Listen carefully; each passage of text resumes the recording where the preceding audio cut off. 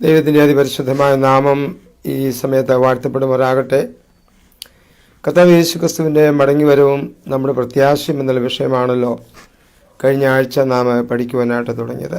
ഇന്നത്തെ കാലഘട്ടത്തിൽ നാം ഏറ്റവും കൂടുതൽ ചിന്തിക്കുകയും പഠിക്കുകയും അതിനായി നമ്മെ തന്നെ ഒരുക്കുകയും ചെയ്യേണ്ടതായ പ്രധാനപ്പെട്ട ഒരു വിഷയമാണ് നമ്മുടെ കർത്താവ് യേശുക്രിസ്തുവിൻ്റെ മടങ്ങിവരവും അതിനായി കാത്തിരിക്കുന്ന നമ്മുടെ പ്രത്യാശയും എന്നുള്ള വിഷയം. Praise the Lord.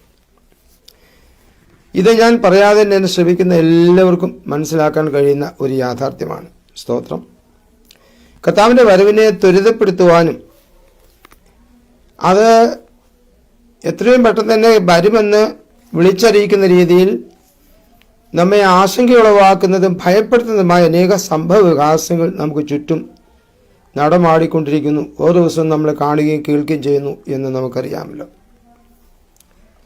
ഓരോ സംഭവങ്ങളും വന്ന് പോകുമ്പോൾ നമുക്ക് മനസ്സിലായിക്കൊണ്ടിരിക്കുന്ന ഒരു കാര്യം, നമ്മുടെ കർത്താവിൻ്റെ വരവ്, മധ്യാകാശത്തിലേക്കുള്ള വരവ് ഏറ്റവും അധികം ആസന്നമായിരിക്കുന്നു. സ്തോത്രം. എന്നാൽ ഇതിനെ അംഗീകരിക്കാത്തവരും ഇതിനെ പരിഹാസ ദൃഷ്ടിയോടെ സംശയദൃഷ്ടിയോടെ നോക്കിക്കാണുന്നവരുമായ, ഇതിന് പ്രാധാന്യം വിലയും കൽപ്പിക്കാത്തവരുമായ അനേകരെ നമുക്ക് ചുറ്റുമുണ്ട്. അവിടെ വാക്കുകൾക്ക് നാം വില കൊടുക്കേണ്ടതില്ല, അവർ പറയുന്ന കാര്യങ്ങൾക്ക് നാം ചെവിയും കൊടുക്കേണ്ടതില്ല. കാരണം എന്താണെന്ന് വെച്ചാൽ സംഭവിക്കാനുള്ളത് എപ്പോഴായാലും എങ്ങനെയായാലും സംഭവിക്കും. കർത്താവ് പറഞ്ഞിട്ടുള്ള ഒന്നും ഇതുവരെ സംഭവിക്കാതെ പോയിട്ടില്ല. കർത്താവിൻ്റെ വരവ് മാത്രമേ ഉള്ളൂ ബാക്കിയുള്ളൂ വാഗ്ദത്തങ്ങളിൽ ശേഷിച്ചിരിക്കുന്നത്. കർത്താവ് യേശുക്രിസ്തു തന്നെ പറഞ്ഞിങ്ങനെയാണല്ലോ, പണ്ട് നോഹയുടെ കാലത്ത് സംഭവിച്ചതുപോലെയും ലോത്തിന്റെ കാലത്ത് സംഭവിച്ചതുപോലെയൊക്കെയും മനുഷ്യപുത്രന്റെ വരവ് സംഭവിക്കുമെന്നാണ്. സ്തോത്രം. മാത്യു 24:37. നോഹയുടെ കാലം പോലെ തന്നെ മനുഷ്യപുത്രന്റെ വരവും ആകും. ജലപ്രളയത്തിന് മുമ്പുള്ള കാലത്ത് നോഹ പെട്ടകത്തിൽ കയറിയ നാൾ വരെ അവർ തിന്നും കുടിച്ചും വിവാഹം കഴിച്ചും വിവാഹത്തിന് കൊടുത്തും പോന്നു. ജലപ്രളയം വന്നു, എല്ലാവരും നീക്കിക്കളയുവോളം അവര് അറിഞ്ഞതുമില്ല. മനുഷ്യപുത്രന്റെ വരവും അങ്ങനെ തന്നെ ആകും. പത്രോസിന്റെ ലേഖനത്തിൽ 3-ാം അധ്യായത്തിലാണ് പരിഹാസ ദൃഷ്ടിയോടെ ഇതിനെ നോക്കിക്കാണുന്ന ആളുകളെ കുറിച്ച് പത്രോസ് അപ്പോസ്തലൻ രേഖപ്പെടുത്തിയിരിക്കുന്നത്. ഇതിന് 3-ാം അധ്യായത്തിന്റെ 2-ാം വാക്യം ഇങ്ങനെയാണ് നമ്മൾ വായിക്കുന്നത്: വിശുദ്ധ പ്രവാചകന്മാർ മുൻ പറഞ്ഞ വചനങ്ങളും നിങ്ങളെ അപ്പോസ്തലന്മാർ മുഖാന്തരം കർത്താവും രക്ഷിതാവുമായവൻ തന്ന കൽപ്പനയും ഓർത്തുകൊള്ളണമെന്ന് ഈ ലേഖനം 2-നാലും ഞാൻ നിങ്ങളെ ഓർമ്മപ്പെടുത്തി നിങ്ങളുടെ പരമാർത്ഥ മനസ്സ് ഉണർത്തുന്നു. അവന്റെ പ്രത്യക്ഷതയുടെ വാഗ്ദത്തം എവിടെ? പിതാക്കന്മാർ നിദ്ര കൊണ്ട ശേഷവും സകലവും സൃഷ്ടിയുടെ ആരംഭത്തിൽ ഇരുന്നത് പോലെ തന്നെ ഇരിക്കുന്നുവെന്ന് പറഞ്ഞ് സ്വന്തം മോഹങ്ങളെ അനുസരിച്ച് നടക്കുന്ന പരിഹാസികൾ പരിഹാസത്തോടെ അന്ത്യകാലത്ത് വരുമെന്ന് വിശേഷാൽ അറിഞ്ഞുകൊള്ളുവിൻ. ആകാശവും വെള്ളത്തിൽ നിന്നും വെള്ളത്താൽ ഉളവായ ഭൂമിയും പണ്ട് ദൈവത്തിന്റെ വചനത്താൽ ഉണ്ടായി എന്നും അതിനാൽ അന്നുള്ള ലോകം ജലപ്രളയത്തിൽ മുങ്ങി നശിച്ചുവെന്നും ഇപ്പോഴത്തെ ആകാശവും ഭൂമിയും അതേ വചനത്താൽ തീയ്ക്കായി സൂക്ഷിച്ചും ന്യായവിധിയും ഭക്തികെട്ട മനുഷ്യരുടെ നാശവും സംഭവിപ്പാനുള്ള ദിവസത്തേക്ക് കാത്തുമിരിക്കുന്നുവെന്ന് അവർ മനസ്സോടെ മറന്നു കളയുന്നു. അവരിത് മനസ്സോടെ മറന്നു കളയുന്നു. ചിലർക്ക് അറിയത്തില്ല, ചിലർ അറിയാമെന്നുണ്ടായിട്ടും അവർ മനസ്സോടെ മറന്നു കളയുന്നു. അവരാണ് പരിഹസിക്കുന്നവർ, അവരാണ് ഇതിനെ സംശയദൃഷ്ടിയോടെ നോക്കി കാണുന്നവർ. നമ്മളവിടെ വാക്ക് കേൾക്കേണ്ട യാതൊരു ആവശ്യമില്ല. എന്നാൽ പത്രോസ് നമ്മളോട് പറയാനുള്ളത് എന്താണ്? 8-ാം വാക്യത്തിൽ, എന്നാൽ പ്രിയമുള്ളവരെ, കർത്താവിന് ഒരു ദിവസം 1000 സംവത്സരം പോലെയും 1000 സംവത്സരം ഒരു ദിവസം പോലെയും ഇരിക്കുന്നുവെന്ന് ഈ കാര്യം നിങ്ങൾ മറക്കരുത്. ചിലർ താമസം എന്ന് വിചാരിക്കുന്നത് പോലെ കർത്താവ് തന്റെ വാഗ്ദത്തം നിവർത്തിപ്പാൻ താമസിക്കുന്നില്ല. ആരും നശിച്ചു പോകാതെ എല്ലാവരും മാനസാന്തരപ്പെടുവാൻ അവൻ ഇച്ഛിച്ച് നിങ്ങളോട് ദീർഘക്ഷമ കാണിക്കുന്നതേ ഉള്ളൂ. 10-ാം വാക്യത്തിൽ പറയുന്നു, കർത്താവിന്റെ ദിവസമോ കള്ളനെ പോലെ വരും. അന്ന് ആകാശം കൊടും മുഴക്കത്തോടെ ഒഴിഞ്ഞു പോകും, മൂലപദാർത്ഥങ്ങൾ കത്തിയൊഴുകയും ഭൂമിയും അതിലുള്ള പണികളും വെന്തു പോവുകയും ചെയ്യും. ആമേൻ. എന്നെ കേൾക്കുന്ന പ്രിയരെ, പരിശുദ്ധനായ ദൈവം പാപികളും ദോഷികളുമായി നമ്മെ നമ്മുടെ പാപത്തിൽ നിന്നും നമ്മുടെ അന്ധകാരത്തിൽ നിന്നും പിശാചിന്റെ പിടിയിൽ നമ്മെ ഉദ്ധരിക്കുവാനായി പ്രവർത്തിക്കുന്നവനാണെന്നും നമ്മുടെ ഭാവി ശോഭനമാക്കി തരുന്നവനുമാണെന്നുമാണ് ദൈവത്തിൻ്റെ വചനം, തിരുവചനം അതിൻ്റെ താളുകൾ കൂടി നമ്മെ ഉത്ബോധിപ്പിക്കുന്നത്. സ്തോത്രം. ഞാൻ വിശുദ്ധനാകുന്നു, നിങ്ങൾ വിശുദ്ധരായിരിപ്പീൻ എന്നരുളി ചെയ്ത ദൈവം പാപികളായ നമുക്ക് ആത്മവിശ്വാസം തരുന്നത് തൻ്റെ കൃപ ധാരാളമായി അളവില്ലാതെ മനുഷ്യവർഗത്തിൻ്റെ മേൽ ചൊരിഞ്ഞതിലൂടെയാണ്. സ്തോത്രം. അല്ലെങ്കിൽ നമുക്കിതിനൊന്നും യാതൊരു യോഗ്യതയുമില്ല.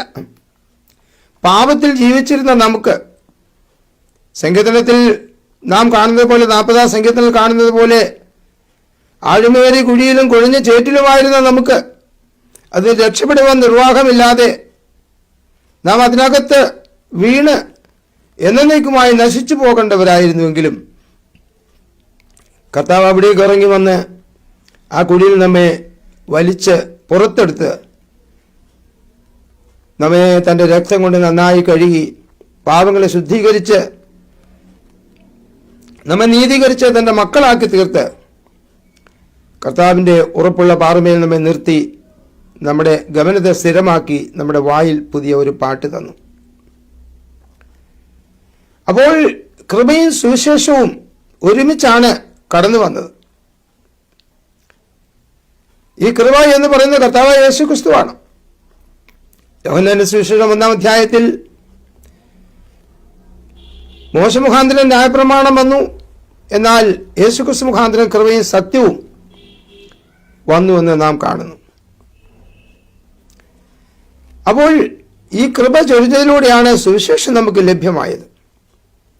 അപ്പോൾ കൃപയും സുവിശേഷം എന്ന ഈ രണ്ട് പദങ്ങൾ നമുക്ക് വേണ്ടി എന്ന് വെച്ചാൽ നമ്മുടെ രക്ഷയ്ക്ക് വേണ്ടി, നമ്മുടെ വീണ്ടെടുപ്പിന് വേണ്ടി നിദാനമായി ഭവിച്ച രണ്ട് കാര്യങ്ങളാണ്.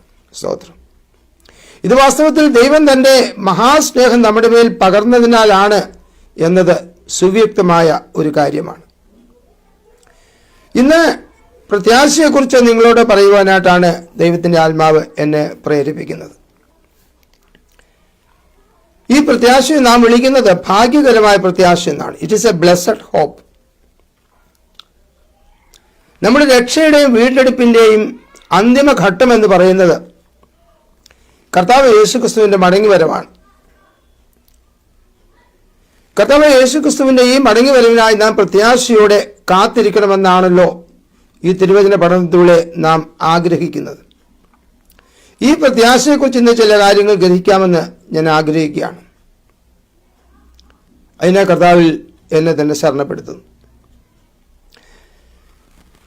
തിരുവചനത്തിലെ ചില താളുകൾ പരിശോധിച്ചുകൊണ്ട് ചില എഴുത്തുകാർ ഈ പ്രത്യാശയെക്കുറിച്ച് എന്താണ് പറയുന്നതെന്ന് 2-3 റെഫറൻസ് നോക്കിയിട്ട് നമുക്ക് മുമ്പോട്ട് പോകാം.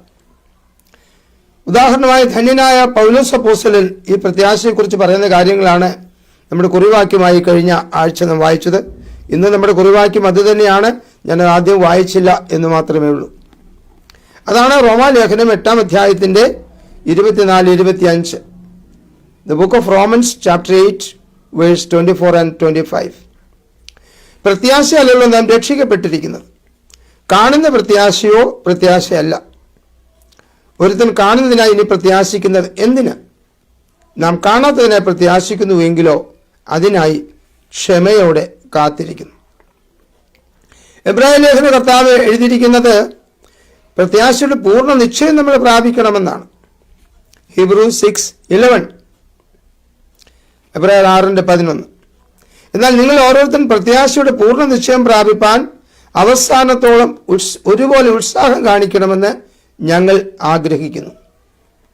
അങ്ങനെ നിങ്ങൾ മന്ദതയുള്ളവരാകാതെ വിശ്വാസത്താലും ദീർഘക്ഷമയാലും വാഗ്ദത്തങ്ങളെ അവകാശമാക്കുന്നവരുടെ അനുകാരികൾ ആയിത്തീരും. ആമേൻ. പൗലോസ് അപ്പോസ്തലൻ കൊരിന്ത്യർ ലേഖനം 1-ാം അധ്യായത്തിൽ എന്താണ് എഴുതിയിരിക്കുന്നത്? നാം ഈ ആയുസ്സിൽ മാത്രം ക്രിസ്തുവിൽ പ്രത്യാശ വച്ചിരിക്കുന്നുവെങ്കിൽ സകല മനുഷ്യരിലും അരിഷ്ടന്മാരത്രേ. തൻ്റെ 2-ാം ലേഖനത്തിലേക്ക് വരുമ്പോൾ, കൊരിന്ത്യർ ലേഖനത്തിലേക്ക് വരുമ്പോൾ പൗലോസ് അപ്പോസ്തലൻ പറയുന്നു, 2 Corinthians 4:14, 4-ാം അധ്യായത്തിൻ്റെ 14-ാം വാക്യം. കർത്താവ് യേശുവിനെ ഉയർപ്പിച്ചവൻ ഞങ്ങളെയും യേശുവിനോടുകൂടി ഉയർപ്പിച്ച് നിങ്ങളോടുകൂടി തിരുസന്നിധി നിർത്തുമെന്ന് ഞങ്ങൾ അറിയുന്നു. കൃപ പലരിലും പെരുകി ദൈവത്തിൻ്റെ മഹിമയ്ക്കായി സ്തോത്രം വർദ്ധിപ്പിക്കേണ്ടതിന് സകലവും നിങ്ങൾ നിമിത്തമല്ലോ ആകുന്നത്. അതുകൊണ്ട് ഞങ്ങൾ അധൈര്യപ്പെടാതെ ഞങ്ങളുടെ പുറമെയുള്ള മനുഷ്യൻ ക്ഷയിച്ചു പോകുന്നുവെങ്കിലും ഞങ്ങളുടെ അകമേയുള്ളവൻ നാൾക്ക് നാൾ പുതുക്കം പ്രാപിക്കുന്നു. നൊടിനേരത്തേക്കുള്ള ഞങ്ങളുടെ ലഘുവായ കഷ്ടം അത്യന്തം അനവധിയായി തേജസ്സിൻ്റെ നിത്യഘനം ഞങ്ങൾക്ക് കിട്ടുവാൻ ഹേതുവാകുന്നു. കാണുന്നതിനെ അല്ല, കാണാത്തതിനെ അത്ര ഞങ്ങൾ നോക്കിക്കൊണ്ടിരിക്കുന്നു. കാണുന്നത് താൽക്കാലികം, കാണാത്തതോ നിത്യം. ഇതാണ് പ്രത്യാശയെക്കുറിച്ച് ഈ ചില കർത്താവിൻ്റെ ദാസന്മാർ അവരുടെ വചനങ്ങൾ കൂടി എഴുതി രേഖപ്പെടുത്തിയ കാര്യം നമ്മൾ വായിച്ചത്. ഇന്നത്തെ തുടർന്നുള്ള നമ്മുടെ പഠനത്തിനായി തീത്തോസിൻ്റെ പുസ്തകം 2-ാം അധ്യായത്തിൻ്റെ 11 മുതൽ 14 വരെയുള്ള വാക്യങ്ങൾ നമുക്ക് വായിക്കാം. Titus chapter 2 verse 11-14. സകല മനുഷ്യർക്കും രക്ഷാകരമായ ദൈവകൃപ ഉദിച്ചുവല്ലോ.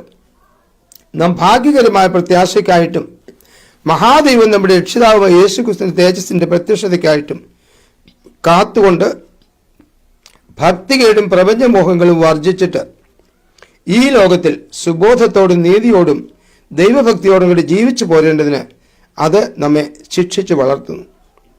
അവൻ നമ്മെ സകല അധർമ്മത്തിൽ നിന്ന് വീണ്ടെടുത്ത സൽപ്രവൃത്തികൾ ശുഷ്കാന്തിയുള്ള ഒരു സ്വന്തം ജനമായി തനിക്ക് ശുദ്ധീകരിക്കേണ്ട തന്നെത്താൻ നമുക്ക് വേണ്ടി കൊടുത്തു. 2:12 നാം വായിക്കുന്നത് പോലെ നമ്മുടെ പൂർണ്ണമായ രക്ഷയ്ക്ക് വേണ്ടി, അഥവാ മഹാദൈവം നമ്മുടെ രക്ഷിതാവുമായ യേശുക്രിസ്തുവിൻ്റെ തേജസ്സിൻ്റെ പ്രത്യക്ഷതയ്ക്ക് വേണ്ടി ആകാംക്ഷയോടെ നോക്കി പാർക്കുന്നവരാണ് നാം ഓരോരുത്തരും. അതെ, തീർച്ചയായും നമ്മുടെ വാഴ്ത്തപ്പെട്ട കർത്താവിൻ്റെ മടങ്ങിവരവിന് വേണ്ടി ക്ഷമയോടെ പ്രത്യാശയോടെ നാം കാത്തിരിക്കുന്നു. സ്തോത്രം. എന്നാൽ നമ്മുടെ ഇഹലോക ജീവിതത്തിൻ്റെ അവസാന ശ്വാസം വരെ ഈ പ്രത്യാശ നമുക്ക് തുടർന്ന് കൊണ്ടുപോകേണ്ടതായിട്ടുണ്ട്. ഇതിനെ ധന്യനായ പൗലോസ് വിളിക്കുന്നത് ഭാഗ്യകരമായ പ്രത്യാശ എന്നാണ്. അദ്ദേഹം അതിനെ അങ്ങനെ നാമകരണം ചെയ്യുമ്പോൾ പത്രോസ് അപ്പോസ്തലൻ അതിനെ വിളിക്കുന്നത് ജീവനുള്ള പ്രത്യാശ എന്നാണ്. നമ്മുടെ കർത്താവായ യേശുക്രിസ്തുവിന്റെ പിതാവായ ദൈവത്തിന് സ്തോത്രം. മരിച്ചുകൊണ്ടിരുന്നുള്ള യേശുക്രിസ്തുവിന്റെ പുനരുത്ഥാനത്താൽ തന്റെ കരുണാധിക്യപ്രകാരം നമ്മെ ജീവനുള്ള പ്രത്യാശയ്ക്കായി അന്ത്യകാലത്തിൽ വെളിപ്പെടുവാൻ ഒരുങ്ങിയിരിക്കുന്ന രക്ഷയ്ക്ക് വിശ്വാസത്താൽ ദൈവശക്തിയെ കാക്കപ്പെട്ട് നിങ്ങൾക്ക് വേണ്ടി സ്വർഗത്തിൽ സൂക്ഷിച്ചിരിക്കുന്നതും ക്ഷയം മാലിന്യം വാട്ടം എന്നില്ലാത്തതുമായ അവകാശത്തിനായി തന്നെ വീണ്ടും ജനിപ്പിച്ചിരിക്കുന്നു. സ്തോത്രം. ഈ 11 മുതൽ 14 വരെയുള്ള തീത്തോസ് 2 വാക്യങ്ങൾ നാം മനസ്സിലാക്കുന്നത്, ഒന്നാമത് നാം ഇന്നൊരു കൃപായുഗത്തിലാണ് ജീവിക്കുന്നത്. We are under the dispensation of the grace of God. ഈ കൃപായുഗത്തിൽ ആയതുകൊണ്ടാണ് നമുക്ക് സുവിശേഷം കൈമാറപ്പെട്ടത്. ഇത് കൃപയിലൂടെ നമുക്ക് ലഭിച്ചതാണ് സുവിശേഷം. ഇത് കൃപയുടെ സുവിശേഷമാണ്. കൃപയെന്ന് പറയുന്നത് ഇത് അർഹതയില്ലാത്തവർക്ക് ലഭിക്കുന്ന ദാനമാണ്. സ്തോത്രം. നമ്മുടെ ആരുടെയും ഒരു പ്രവൃത്തിയോ ഒരു പ്രയത്നമോ ഒന്നും ഇതിൻ്റെ പുറകിലില്ല. പറയാൻ നമുക്കൊന്നും പറ്റത്തില്ല. എഫെസ്യ ലേഖനം 2-ാം അധ്യായത്തിൻ്റെ 8-ാം വാക്യത്തിൽ ഇങ്ങനെ വായിക്കുന്നു, എഫീഷ്യൻസ് 2:8, കൃപയാലല്ലോ നിങ്ങൾ വിശ്വാസം പോലും രക്ഷിക്കപ്പെട്ടിരിക്കുന്നത്. അതിന് നിങ്ങൾ കാരണമല്ല, ദൈവത്തിൻ്റെ ദാനമത്രയാകുന്നു. ആരും പ്രശംസിക്കാതിരിപ്പാൻ പ്രവൃത്തികളും കാരണമല്ല. ഈ ദൈവകൃപ നമ്മിലേക്ക് പകരപ്പെട്ട് നമ്മിലത് വ്യാപരിച്ച് ചെയ്യുന്ന കാര്യമാണ് സുവിശേഷത്തിൻ്റെ പ്രവൃത്തി. സ്തോത്രം. നമ്മുടെ ഹൃദയങ്ങളിൽ അത് വ്യാപരിച്ചു കൊണ്ടിരിക്കുന്നു. ഈ സുവിശേഷം നമ്മളെ ദൈവമക്കളാക്കി തീർത്തു. ഇത് നമ്മെ സൽപ്രവൃത്തികൾക്ക് വേണ്ടി ഒരുക്കുന്ന ഒരു സുവിശേഷമാണ്. പക്ഷെ നാം ദൈവകരങ്ങളിൽ നമ്മെ തന്നെ ഏൽപ്പിച്ചു കൊടുക്കാത്തത്തോളം കാലം നമ്മുടെ ശരീരങ്ങളെ, നമ്മുടെ ഇച്ഛകളെ, അഭിലാഷങ്ങളെ, ഇംഗിതങ്ങളെ, നമ്മുടെ ആഗ്രഹങ്ങളെ മുഴുവനും ദൈവകരങ്ങളിൽ പൂർണ്ണമായിട്ട് സമർപ്പിച്ചു കൊടുക്കാത്തത്തോളം കാലം ഈ കൃപയിൽ നമുക്ക് ഈ സുവിശേഷം കിട്ടിയെന്ന് പറഞ്ഞിട്ടും ഈ കൃപ കൊണ്ടോ ഈ സുവിശേഷം കൊണ്ടോ നമുക്ക് കാര്യമായ പ്രയോജനം ഉണ്ടാകത്തില്ല. 12 തൊട്ട് 14 വരെയുള്ള വാക്യങ്ങൾ, റോമൻസ് 6. ആകയാൽ പാപം നിങ്ങളെ മറ്റ് ശരീരത്തിൽ നിന്ന് മോഹങ്ങളെ വാഴുമാറ് അനുസരിക്കുമാറ് ഇനി വാഴരുത്. നിങ്ങളെ അവയവങ്ങളെ അനീതിയുടെ ആയുധങ്ങളായി പാപത്തിന് സമർപ്പിക്കുകയും അരുത്. നിങ്ങൾ തന്നെ മരിച്ചിട്ട് ജീവിക്കുന്നവരായും നിങ്ങളെ അവയവങ്ങളെ നീതിയുടെ ആയുധങ്ങളായും ദൈവത്തിന് സമർപ്പിച്ചു കൊള്ളുകയും. എന്നിട്ട് അവിടെ പറയുന്ന പ്രത്യേക കാര്യം, നിങ്ങൾ പണ്ടത്തെ ആ പഴയ ന്യായപ്രമാണത്തിന് കീഴിലല്ല, ഇന്ന് നിങ്ങൾ കൃപയിൻ കീഴിലാണ്. ന്യായപ്രമാണം മോശ മുഖാന്തരം വന്നു, ക്രിസ്തു ന്യായപ്രമാണത്തിന്റെ അവസാനമാകുന്നു. യേശു ക്രിസ്തു മുഖാന്തരം കൃപയും സത്യവും വന്നു. അവൻ്റെ കൃപമേൽ നിന്ന് നമുക്ക് ധാരാളം കൃപ പകരപ്പെട്ടുകൊണ്ടിരിക്കുന്നു. ആ കൃപയാണ് നാം സുവിശേഷത്തിലേക്ക് നയിച്ചത്. അപ്പോൾ നിങ്ങൾ ന്യായപ്രമാണത്തിനല്ല, കൃപയ്ക്ക് എത്ര അധീനരാകിയാൽ പാപം നിങ്ങളിൽ കർത്തൃത്വം നടത്തുകയില്ലല്ലോ. എന്നാൽ എന്ത്? ന്യായപ്രമാണത്തിനല്ല, കൃപയ്ക്ക് എത്ര അധീനരാകിയാൽ നാം പാപം ചെയ്യുകയെന്നോ ഒരു നാളും അരുത്. എന്താ ഇതിൻ്റെ അർത്ഥം? കൃപ ലഭ്യമായി കൃപായുഗത്തിൽ നാം ജീവിക്കുന്നു. സൗജന്യമായി ദൈവം നമ്മെ രക്ഷിച്ചു, കൃപ നൽകി, നമ്മെ ആദരിച്ചു, നമ്മെ മക്കളാക്കി തീർത്തു, നമ്മെ നീതീകരിച്ചു, ദൈവമക്കളാക്കി, ഇരുട്ടിൻ്റെ അധികാരത്തിൽ നമ്മെ വീണ്ടെടുത്ത് വിടുവിച്ച് സ്നേഹസ്വരൂപനാ പുത്രൻ്റെ രാജ്യത്തിലാക്കി വെച്ചു. കാട്ടലിൻ ഷാഹിയായി നമ്മെ അവിടെ നിന്ന് ഒടിച്ചു കൊണ്ടുവന്ന് നല്ല ഒരു മരത്തോട് ഒട്ടിച്ചു ചേർത്തു, ഫലപ്രദമായ വേരിന് പങ്കാളികളാക്കി തീർത്തു. എല്ലാം ശരിയാണ്. എന്നാൽ നാം നമ്മെ തന്നെ ദൈവകരങ്ങളിൽ പൂർണ്ണമായി സമർപ്പിക്കാത്തടത്തോളം കാലം, നാം പാപം എന്നേക്കുമായിട്ട് ചെയ്യാതെ ഒരു ജീവിതം നയിക്കാത്തടത്തോളം കാലം ഈ നമുക്ക് ലഭിച്ച ദൈവകൃപ അത് വ്യർത്ഥമായി പോകും.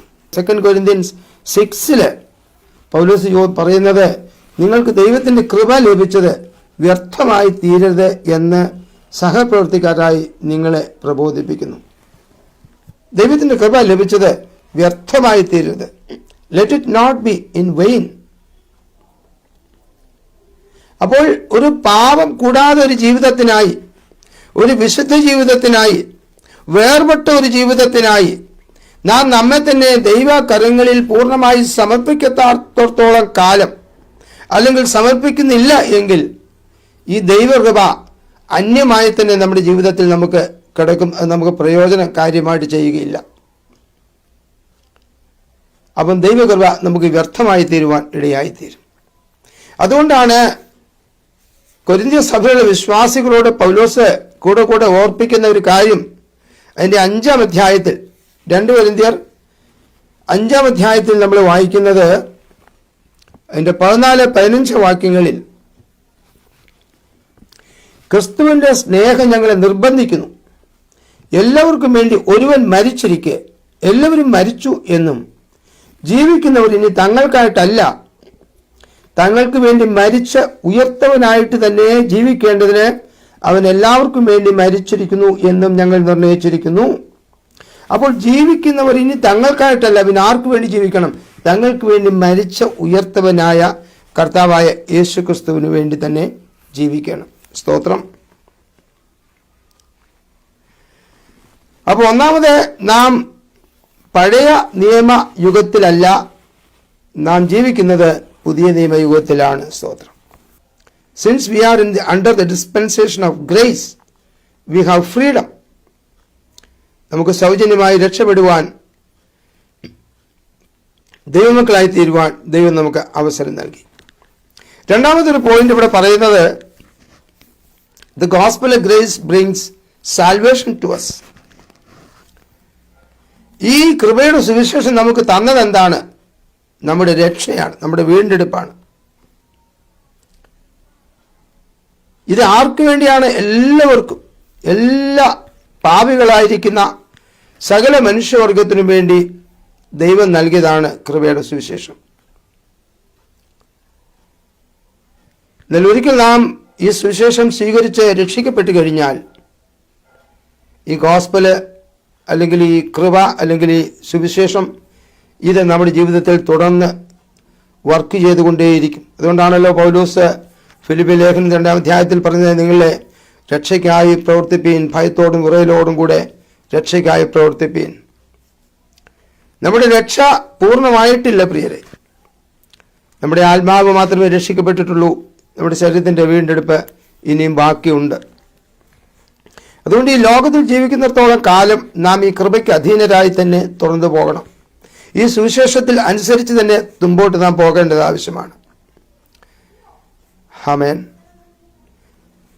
ഇത് പാപത്തിൽ നിന്നും, പാപത്തിൻ്റെ ക്രോധത്തിൽ നിന്നും മാത്രം വിടുവിക്കുന്ന ഒരു സുവിശേഷമല്ല. ഇത് നമ്മെ എന്നേക്കുമായി നിത്യമരണത്തിൽ നിന്നും അതുപോലെ നിത്യനരകത്തിൽ നിന്നും നിത്യദണ്ഡനത്തിൽ നിന്നും രക്ഷിക്കുന്ന ഒരു സുവിശേഷമാണ്. അതുകൊണ്ട് ഇത് ദൈവത്തിൻ്റെ വചനമായി നമ്മുടെ ഉള്ളിൽ നാം കരുതേണ്ടതാണ്. സ്തോത്രം. ഇത് നമുക്ക് കൂടുതൽ വിശ്വാസം കൊണ്ടുവരുന്നു, കൂടുതൽ ജീവൻ നമ്മളിലേക്ക് വ്യാപരിപ്പിക്കുന്നു, കൂടുതൽ വിശുദ്ധിയിലേക്ക് പോകുവാൻ നമ്മെ പ്രേരിപ്പിക്കുന്നു. അതിനുള്ള കർത്താവ് യോഹന്നാന്റെ സുവിശേഷം 10-ാം അധ്യായത്തിൻ്റെ 10-ാം വാക്യത്തിൽ പറയുന്നത്, കള്ളൻ വരുന്നത് അറുപ്പാനും മുടിപ്പാനും മോഷ്ടിക്കാനും ഒക്കെയാണ്, എന്നാൽ ഞാൻ വരുന്നത് നിങ്ങൾക്ക് ജീവനുണ്ടാകുവാനും സമൃദ്ധിയായ ജീവനുണ്ടാകുവാനും അത്രേ. സ്തോത്രം. 2 Corinthians chapter 3 verse 6. അവൻ ഞങ്ങളെ പുതിയ നിയമത്തിൻ്റെ ശുശ്രൂഷകന്മാരാകുവാൻ പ്രാപ്തരാക്കി. അക്ഷരത്തിൻ്റെ ശുശ്രൂഷകന്മാരല്ല, ആത്മാവിൻ്റെ ശുശ്രൂഷകന്മാരത്രേ. അക്ഷരം കൊല്ലുന്നു, ആത്മാവോ ജീവിപ്പിക്കുന്നു. എന്നാൽ കല്ലിൽ അക്ഷരമായി കൊത്തിയിരുന്ന മരണ ശുശ്രൂഷ നീക്കം വരുന്നതായി മോശയുടെ മുഖതേജസ് നിമിത്തം ഇസ്രായേൽ മക്കൾക്ക് അവൻ്റെ മുഖത്തെ നോക്കിക്കൂടാതെ വണ്ണം തേജസ് ഉള്ളതായെങ്കിൽ ആത്മാവിൻ്റെ ശുശ്രൂഷ അധികം തേജസ് ഉള്ളതാകില്ലയോ? Gospel ministration of life and peace ആണ്, ജീവനും സമാധാനവും. റോമാലേഖനം 8-ാം അധ്യായത്തിൽ അത് പരാമർശിച്ചിട്ടുണ്ട്. 4-ാം വാക്യം, ജഡത്തെയല്ല ആത്മാവിനെ അനുസരിച്ച് നടക്കുന്ന നമ്മിൽ ന്യായപ്രമാണത്തിൻ്റെ നീതി നിവൃത്തിയാകേണ്ടത് തന്നെ. ജഡസ്വഭാവമുള്ള ജഡത്തിനുള്ളതും ആത്മസ്വഭാവമുള്ള ആത്മാവുള്ളതും ചിന്തിക്കുന്നു. ജഡത്തിൻ്റെ ചിന്ത മരണം, ആത്മാവിൻ്റെ ചിന്തയോ ജീവനും സമാധാനവും തന്നെ. ഇതാണ് വാസ്തവത്തിൽ കൃപയുടെ ഈ സുവിശേഷം നമുക്ക് ദാനമായി നൽകുന്നത്. അപ്പോൾ ഈ കൃപയിലൂടെ കടന്നു വരുന്ന ഈ സുവിശേഷം ഇതെല്ലാവർക്കും വേണ്ടി ഉള്ളതാണ്. എല്ലാവരും ഇത് സ്വീകരിക്കണമെന്നാണ് കർത്താവ് ആഗ്രഹിക്കുന്നത്. അതുകൊണ്ട് തന്നെയാണ് എബ്രായ ലേഖന കർത്താവ് 2-ാം അധ്യായത്തിൽ ചോദിക്കുന്നത്, ഇത്ര വിലയേറിയ ഒരു സുവിശേഷം, ഇത്ര മഹത്വമേറിയ, ഇത്ര പ്രാധാന്യമേറിയ ഒരു സുവിശേഷം നിങ്ങൾ ഗണ്യമാക്കാതെ പോയാൽ നിങ്ങൾ എങ്ങനെ തെറ്റി ഒഴിയും? നമുക്ക് എക്സ്ക്യൂസ് ഇല്ല, ഒഴികഴിവില്ല എന്നാണ് അവിടെ പറയുന്നത്. എബ്രായ ലേഖനം 2-ാം അധ്യായം തുടങ്ങുന്നത് ഇങ്ങനെയാണ്, ഹീബ്രൂസ് ചാപ്റ്റർ 2. അതുകൊണ്ട് നാം വല്ലപ്പോഴും ഒഴുകി പോകാതിരിക്കേണ്ടതിന് കേട്ടത് അധികം ശ്രദ്ധയോടെ കരുതിക്കൊള്ളുവാൻ ആവശ്യമാകുന്നു. ദൂതന്മാർ മുഖാന്തരം അരുളി ചെയ്ത വചനം സ്ഥിരമായിരിക്കുകയും ഓരോരോ ലംഘനത്തിനും അനുസരണക്കേടിനും ന്യായമായ പ്രതിഫലം ലഭിക്കുകയും ചെയ്തു എങ്കിൽ കർത്താവ് താൻ പറഞ്ഞു തുടങ്ങിയതും ദൈവം അടയാളങ്ങളാലും അത്ഭുതങ്ങളാലും വിവിധ വീര്യപ്രവൃത്തികളാലും തന്റെ ഇഷ്ടപ്രകാരം പരിശുദ്ധാത്മാവിനെ നൽകിക്കൊണ്ടും സാക്ഷി നിന്നതും കേട്ടവർ നമുക്ക് ഉറപ്പിച്ചു തന്നതുമായ ഇത്ര വലിയ രക്ഷ നാം ഗണ്യമാക്കാതെ പോയാൽ എങ്ങനെ തെറ്റി ഒഴിയും? So if we neglect this grace of God bringing salvation to us, that means ഇത് നാം ഗണ്യമാക്കിയില്ലെങ്കിൽ, നാം തള്ളിക്കളഞ്ഞാൽ, ഇതിൽ നാം നിന്ന് മുമ്പോട്ട് പോകുന്നില്ല എങ്കിൽ നമുക്കൊരു രീതിയിലും രക്ഷപ്പെടാൻ സാധ്യമല്ല എന്ന് ചുരുക്കം. നാം നിത്യനരകത്തിലേക്ക് തന്നെ കൂപ്പുകുത്തും എന്നാണ് ഇത് അർത്ഥമാക്കുന്നത്. തീത്തുസിന്റെ ലേഖനം 2-ാം അധ്യായം 11-ാം വാക്യം തൊട്ട് നാം വായിച്ചപ്പോൾ മറ്റൊരു കാര്യം ഇവിടെ ചിന്തിച്ചത്, ഇത് സകല മനുഷ്യർക്കും രക്ഷാകരമായ ദൈവകൃപ ഉദിച്ചു എന്നാണ്. It has appear to all men, എല്ലാവർക്കും. ഇത് കൃപായുഗമായതിനാൽ മുമ്പ് എന്നത്തെക്കാളും കൂടുതലായി വ്യക്തവും വിശിഷ്ടവുമായി ക്ലിയർ ആയിട്ട് തന്നെ സുവിശേഷം ലോകത്തിന് വെളിപ്പെടുത്തപ്പെട്ടിട്ടുണ്ട്. പഴയ നവകാലത്ത് ഇതില്ലായിരുന്നു. എന്നാൽ ഇപ്പോൾ ഈ കൃപായുഗത്തിൽ കൃപയുടെ സുവിശേഷത്തിലൂടെ ദൈവത്തിൻ്റെ ഉദ്ദേശം വളരെ വ്യക്തവും ശക്തവുമായി നമ്മുടെ മുമ്പിൽ ദൈവം വരച്ചു കാട്ടിയിട്ടുണ്ട്. സ്തോത്രം. ഇത് യഹൂദന്മാർക്ക് മാത്രമല്ല, സകല മനുഷ്യവർഗത്തിനും വേണ്ടിയാണ് ദൈവം കൊടുത്തിരിക്കുന്നത്. ഈ സുവിശേഷം സകലർക്കും വേണ്ടി ദൈവാത്മാവ് അത് പാകപ്പെടുത്തി എല്ലാവർക്കും വേണ്ടി നൽകിയിരിക്കുകയാണ്. സ്തോത്രം. ആർക്ക് വേണമെങ്കിലും കടന്നു വരാം, സ്വീകരിക്കാം. ഇതാണല്ലോ യോഹന്നാൻ 1:12 യോഹന്നാൻ അപ്പോസ്തലൻ എഴുതിയിരിക്കുന്നത്. അവനെ കൈക്കൊണ്ട് അവൻ്റെ നാമത്തിൽ വിശ്വസിക്കുന്ന ഏവർക്കും ദൈവമക്കളാകുവാൻ അവൻ അധികാരം കൊടുത്തു. ആർക്ക് വേണമെങ്കിലും, ആര് സ്വീകരിക്കുന്നുവോ അവർക്ക് ദൈവമക്കളാകുവാൻ കഴിയും എന്നുള്ളതാണ് പുതിയ നിയമത്തിൻ്റെയും സുവിശേഷത്തിൻ്റെയും കൃപയുടെയും ഒക്കെ അകത്തുള്ളതായ ഈ ഒരു വലിയ മഹത്വം എന്ന് പറയുന്ന സ്തോത്രം. ദൈവാലയ മന്ദിരത്തിൽ കട്ടനുണ്ടായിരുന്നു, തിരശ്ശീല. ആ തിരശ്ശീലയ്ക്കപ്പുറത്ത് അതിവിശുദ്ധ സ്ഥലം. അവിടെയൊക്കെ മഹാപുരോഹിതൻ മാത്രം ജനത്തിൻ്റെയും തൻ്റെയും പാപപരിഹാരത്തിന് വേണ്ടി രക്തവുമായിട്ട് ആണ്ടിലൊരിക്കൽ മാത്രം കടന്നു പോകുമായിരുന്നു. എന്നാൽ പുതിയ മഹാകാലത്തിലേക്ക് വരുമ്പോൾ കർത്താവ് യേശു ക്രിസ്തുവിൻ്റെ ക്രൂശ് മരണത്തിലൂടെ ദേവാലയത്തിലെ തിരശ്ശീല മുകൾ തൊട്ട് അടിയോളം രണ്ടായിട്ട് ചീന്തിപ്പോയി. അങ്ങനെ എന്നേക്കുമായി അതിവിശുദ്ധ സ്ഥലത്തേക്ക്, ഹോളി ഹോളീസിലേക്ക് ഒരു പ്രവേശനം താനെ സാധിപ്പിച്ചു. അതുകൊണ്ട് ആർക്കും വേണമെങ്കിലും കർത്താവിൻ്റെ കൃപാസനത്തിലേക്ക് യേശു ക്രിസ്തുവിൽ കൂടെ രക്ഷിക്കപ്പെട്ടതായി എല്ലാവർക്കും കടന്നു ചെല്ലുവാൻ ഒരു വഴി കർത്താവ് എന്നേക്കുമായിട്ട് തുറന്നു വച്ചിരിക്കുകയാണ്. ആമേൻ. ഇന്നത് അനുസരിക്കുന്നവർക്ക്, ഇത് ഏറ്റെടുക്കുന്നവർക്ക്, സ്വീകരിക്കുന്നവർക്ക് കർത്താവിൻ്റെ മക്കളായിട്ട് മാറുവാൻ ഇടയായിത്തീരുന്നു. അതിൻ്റെ ഒരു പരാമർശം കൊടുത്തിരിക്കുന്നത് റോമാലേഖനം 16-ാം അധ്യായത്തിൻ്റെ 25-26 വാക്യങ്ങൾ. Roman 16:25 and 26. പൂർവ്വകാലങ്ങളിൽ മറഞ്ഞിരുന്നിട്ട് ഇപ്പോൾ വെളിപ്പെട്ടു വന്നതും നിത്യദൈവത്തിൻ്റെ നിയോഗപ്രകാരം സകല ജാതികൾക്കും വിശ്വാസത്തിൻ്റെ അനുസരണത്തിനായി പ്രവാചകന്മാരുടെ എഴുത്തുകളാൽ അറിയിച്ചിരിക്കുന്നതുമായ മർമ്മത്തിൻ്റെ വെളിപ്പാടിന് അനുസരണമായുള്ള എൻ്റെ സുവിശേഷത്തിനും യേശുക്രിസ്തുവിനെ കുറിച്ചുള്ള പ്രസംഗത്തിനും ഒത്തവണ്ണം നിങ്ങളെ സ്ഥിരപ്പെടുത്തുവാൻ കഴിയുന്ന ഏകജ്ഞാനിയായ ദൈവത്തിന് യേശുക്രിസ്തു മുഖാന്തരം എന്നേക്കും മഹത്വമുണ്ടാക്കുമാറാട്ടെ. ആമേൻ. അപ്പോൾ പൂർവ്വകാലങ്ങളിൽ മറഞ്ഞിരുന്ന സുവിശേഷം പുതിയ കാലഘട്ടത്തിൽ വെളിപ്പെട്ടു വന്ന സുവിശേഷം, പഴയ കാലത്തിൽ ഇല്ലാതിരുന്ന കൃപ പുതിയ കാലത്തിൽ കൃപയോടുകൂടി വെളിപ്പെട്ട സുവിശേഷം. പഴയ കാലത്തിൽ ന്യായപ്രമാണം മാത്രം മോശ മുഖാന്തരം വന്നുവെങ്കിൽ പുതിയ കാലത്ത് യേശുക്രിസ്തു മുഖാന്തരം കൃപയും സത്യവും വെളിപ്പെട്ടു വന്നിരിക്കുന്നു. സ്തോത്രം. അപ്പോൾ ഇത് എല്ലാവർക്കും വേണ്ടി ദൈവം നൽകിയതായ ഒരു ദാനമാണ് സുവിശേഷം. കൃപയാലല്ലോ നിങ്ങൾ വിശ്വാസം മൂലം രക്ഷിക്കപ്പെട്ടിരിക്കുന്നത്. സൗജന്യമായ രക്ഷ എല്ലാ മനുഷ്യർക്കും ദൈവം വാഗ്ദാനം ചെയ്യുകയാണ്. സ്തോത്രം. തീത്തോസിൻ്റെ ലേഖനം 2-ാം അധ്യായത്തിൻ്റെ 11 മുതലുള്ളതായ വാക്യങ്ങളിൽ രക്ഷാകരമായ ദൈവകൃപ സകല മനുഷ്യർക്ക് ഉദിച്ചുവല്ലോ, നാം ഭാഗ്യ പ്രത്യാശയ്ക്കായിട്ടും മഹാദൈവം നമ്മുടെ രക്ഷിതാവ് യേശുക്രിസ്തു ദേശത്തിന്റെ വ്യത്യസ്തതയ്ക്കായിട്ടും കാത്തുകൊണ്ട് ലോകത്തിൽ സുബോധത്തോടും നീതിയോടും ദൈവഭക്തിയോടും കൂടി ജീവിച്ചു പോരാ അത് നമ്മെ ശിക്ഷിച്ച് വളർത്തുന്നു. ആമേൻ. നാം ചിന്തിച്ചു വരുന്നത് കർത്താവ് യേശുക്രിസ്തുവിൻ്റെ മടങ്ങി വരവും നമ്മുടെ പ്രത്യാശ എന്ന വിഷയത്തെക്കുറിച്ചാണ്. ആ പ്രത്യാശയിൽ തന്നെ ജീവനുള്ള പ്രത്യാശ എന്ന് പത്രോസ് പറഞ്ഞു. ഭാഗ്യകരമായ പ്രത്യാശ, ബ്ലെസ്ഡ് ഹോപ്പ് എന്നാണ് പൗലോസ് പറഞ്ഞത്. ഹല്ലേലൂയ. തീത്തോസിൻ്റെ ലേഖനം എഴുതുമ്പോൾ പറഞ്ഞത്. അപ്പോൾ ഈ ഭാഗ്യകരമായ പ്രത്യാശയ്ക്കായിട്ട് നമ്മെ ഒരുക്കുന്നത് ദൈവത്തിൻ്റെ കൃപയാണ്. സ്തോത്രം. ഈ ദൈവകൃപയിൽ നമുക്ക് ആശ്രയിക്കാം. നാം വിശ്വസിച്ച ഈ സുവിശേഷത്തിൽ നമുക്ക് മുറുകെ പിടിക്കാം.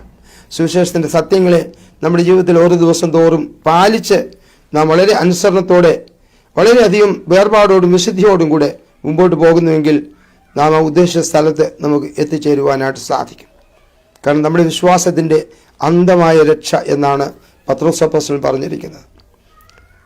എബ്രായ ലേഖനം 12-ാം അധ്യായത്തിൽ പറയുന്നത് വിശ്വാസത്തിൻ്റെ നായകനും പൂർത്തിവരുത്തനുമായിരിക്കുന്ന യേശുവിനെ നോക്കണം എന്നാണ്. സ്തോത്രം. നമ്മുടെ വിശ്വാസത്തിൻ്റെ പൂർത്തീകരണമാണ് നമ്മുടെ രക്ഷയുടെ പൂർത്തീകരണം. ഒരുപക്ഷെ കർത്താവിൻ്റെ വരവ് താമസിക്കുന്നുവെങ്കിൽ നമ്മളെല്ലാവരും ഈ ഭൂമിയിൽ നിന്ന് മാറ്റപ്പെടും.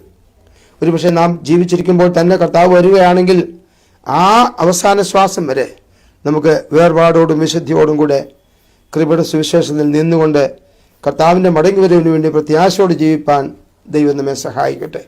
അതിനാണ് നമ്മെ ഒരുക്കട്ടെ. നമ്മെ തന്നെ ദൈവകരങ്ങളിലേക്ക് അതിനായിട്ട് ഫലമേൽപ്പിച്ചു കൊടുക്കാം. എന്നെ കേൾക്കുന്ന ആരെങ്കിലും ഈ സുവിശേഷത്തിൽ വിശ്വസിക്കാത്തവരായിട്ടുണ്ടെങ്കിൽ, ഈ സുവിശേഷം ഏറ്റെടുത്ത് കർത്താവ് യേശുക്രിസ്തുവിനെ തങ്ങളുടെ ജീവിതത്തിൽ വ്യക്തിപരമായി സ്വന്തമായി രക്ഷിതാവായും കർത്താവായിട്ടും സ്വീകരിക്കാത്തവർ ആരെങ്കിലും ഉണ്ടെങ്കിൽ ഇന്ന് ഈ ആഹ്വാനം കേൾക്കുമ്പോൾ നിങ്ങളുടെ ജീവിതത്തെ തീർച്ചയായിട്ടും ദൈവകരങ്ങളിലേക്ക് നിങ്ങൾ സമർപ്പിച്ചു കൊടുക്കുക. സമാധാനമുള്ളൊരു ജീവിതത്തിനായി, സ്വസ്ഥതയുള്ളൊരു ജീവിതത്തിനായി, നിത്യനരകത്തിൽ നിന്ന് രക്ഷപ്പെടുവാനായി, നിത്യദണ്ഡനം അനുഭവിക്കാതിരിക്കാനായി, പിശാചിന്റെ പിടിയിൽ എന്നേക്കുമായി മോചിപ്പിക്കപ്പെടുവാനായി, അന്ധകാരത്തിൽ രക്ഷപ്പെടുവാനായി, പാപത്തിൽ നിന്ന് രക്ഷപ്പെടുവാനായി, ഈ ലോകത്തിന് വഞ്ചനയിൽ നിന്ന് രക്ഷപ്പെടുവാനായി ജഡിക മോഹങ്ങളിൽ നിന്ന് രക്ഷപ്പെടുവാനായി ഈ സുവിശേഷം സ്വീകരിക്കൂ. കർത്താവ് യേശു ക്രിസ്തുവിനെ നിങ്ങളുടെ സ്വന്തം സഹചാരിയും കൂട്ടാളിയുമായി നിങ്ങളുടെ ജീവിതത്തിൽ സ്വീകരിക്കൂ. നിങ്ങൾക്ക് ഏറ്റവും അധികം സന്തോഷമുള്ള ഒരു ജീവിതം നയിപ്പാൻ നിങ്ങൾ സാധിക്കും. ദൈവം നിങ്ങളെല്ലാവരും അതിനായി ഈ വചനങ്ങളിലൂടെ, ഈ പ്രത്യേകിച്ച് ഈ ബൈബിൾ സ്റ്റഡിയിലൂടെ ഇടയാക്കട്ടെ എന്ന് ആഗ്രഹിക്കുന്നു, ആശംസിക്കുന്നു. കർത്താവിൻ്റെ വരവിന് വേണ്ടി നിങ്ങളെ പൂർണ്ണ പ്രത്യാശയോടെ, ജീവനുള്ള പ്രത്യാശയോടെ, ആ ഭാഗ്യകരമായ പ്രത്യാശയോടെ നിലനിൽപ്പാനായിട്ട് നിങ്ങളെല്ലാവരും സഹായിക്കുകയും ചെയ്യട്ടെ. ആമേൻ. God bless U.